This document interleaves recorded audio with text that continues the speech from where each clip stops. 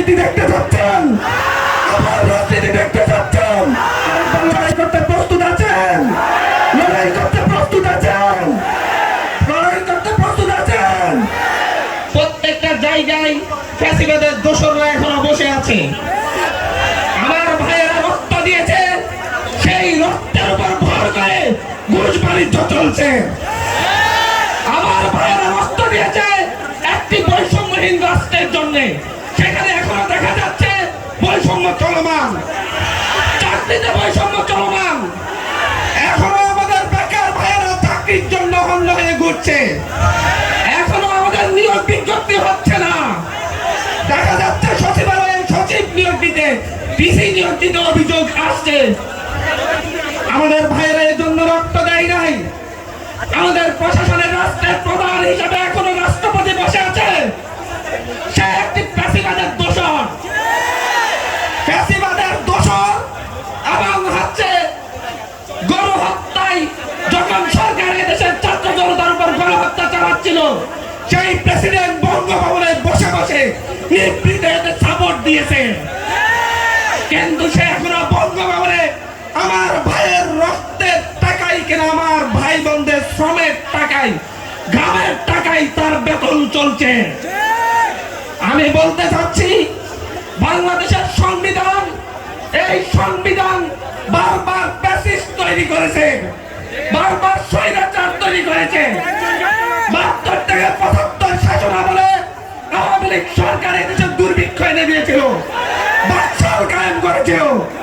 এদেশের প্রায় গণহত্যা চালিয়ে ৩০,০০০ বিরোধী দলীয় নেতাকর্মীকে হত্যা করা হয়েছিল। তারপরে ৯৬তে এসে বাবার কৃতকর্মের জন্য ক্ষমা চেয়ে শেখ হাসিনা আবার নির্বাচন করেছিল। আবারও ২০১৮ থেকে ২০২৪ সাল পর্যন্ত এদেশের মানুষকে হত্যা করে, এদেশের মানুষকে খুন করে, এদেশের মানুষকে গুম করে আবার ক্ষমতাকে দীর্ঘস্থায়ী করতে চাইছিল। এই ফ্যাসিবাদী দল আওয়ামী লীগের ইতিহাস এদেশের মানুষকে শোষণের ইতিহাস, বারবার এদেশের মানুষের সাথে প্রতারণার ইতিহাস।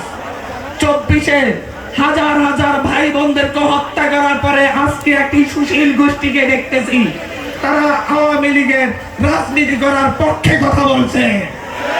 এখানে আমাদের আহত ভাইয়েরা আছে, শহীদদের ফ্যামিলি আছে। আপনারা কি আবার জয় বাংলা জয় বঙ্গবন্ধু স্লোগান দিয়ে আবার রাজনীতি দেখতে চাচ্ছেন, আবার রাজনীতি দেখতে চাচ্ছেন? যে সকল সুশীলেরা, যে সকল রাজনৈতিক পান্ডারা এখনো আওয়ামী লীগের রাজনীতির পক্ষে কথা বলে, তাদেরকে প্রতিরোধ শহীদের ফ্যামিলি করবে, তাদেরকে প্রতিরোধ এক পা না থাকা আহত ভাইয়েরা করবে। সর্বোপরি বলতে চাচ্ছি, এই রাষ্ট্রের জন্য আমরা রক্ত ঝরিয়েছি, আমি এই দেশের পুনর্গঠনের জন্য গুলি খেয়েছি, আমরা এই দেশের জীবন বাজি রেখে একটি স্বাধীন সার্বভৌম বৈষম্যহীন রাষ্ট্র বিনিময়ের জন্য জীবন দিয়েছি, লড়াই করেছি। আমরা লড়াই করি নাই চাঁদাবাজদের জন্য, আমরা লড়াই করি নাই দখলদারিত্বের জন্য। এখন জায়গায় জায়গায় চাঁদাবাজি হচ্ছে, দখলদারিত্ব হচ্ছে। সরকারকে অবশ্যই অবশ্যই দখলদার চাঁদাবাজদের বিরুদ্ধে কঠোর অ্যাকশনে যেতে হবে। আপনাদের কাছে আহ্বান থাকবে, এই উত্তরা থেকে গণবিপ্লবের, গণঅভ্যুত্থানের নেতৃত্ব দিয়েছেন, যেমন জীবন বাজি রেখে সামনে একটি বৈষম্যহীন রাষ্ট্র বিনির্মাণে, যাতে ভবিষ্যতে আর কোন ফ্যাসিবাদী শাসন ব্যবস্থা কায়েম হতে না পারে, আর কেউ স্বৈরাচার হয়ে উঠতে না পারে, তার জন্য আরেকবার লড়াই করতে প্রস্তুত আছেন, লড়াই করতে প্রস্তুত আছেন, লড়াই করতে প্রস্তুত আছেন। লড়াইটা আমাদের, লড়াইটা আমাদের। আমরা যেমন লড়াই করেছি আগস্ট পর্যন্ত, আমরা লড়াই করবো আরো বছর খানেক।